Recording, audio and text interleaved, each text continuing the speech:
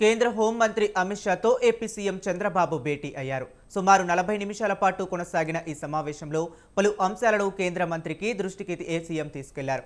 రాష్ట్రానికి ఆర్థిక సాయం సహా పలు అంశాలపై ఆయనతో చర్చించారు. ఏపీకి అండగా నిలుస్తున్న కేంద్ర ప్రభుత్వానికి సీఎం ధన్యవాదాలు తెలిపారు.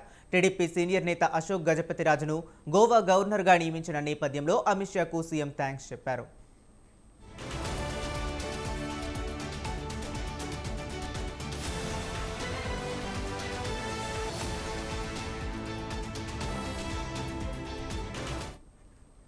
రాష్ట్రంలో ఆర్థిక వ్యవస్థను కేంద్రం అండతో గాడిలో పెడుతున్నామని అమిత్ షాకు చంద్రబాబు తెలిపారు.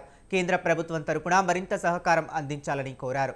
బనకచర్ల ప్రాజెక్టు అంశాన్ని ఈ సందర్భంగా సీఎం ప్రస్తావించారు. ఈ ప్రాజెక్టును 82,000 కోట్లతో ప్రతిపాదించినట్లు తెలిపారు.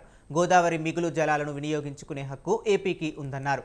ఏపీ ఎదుర్కొంటున్న నష్టంపై ఆర్థిక సంఘానికి నివేదించినట్లు అమిత్ షాకు సీఎం తెలిపారు.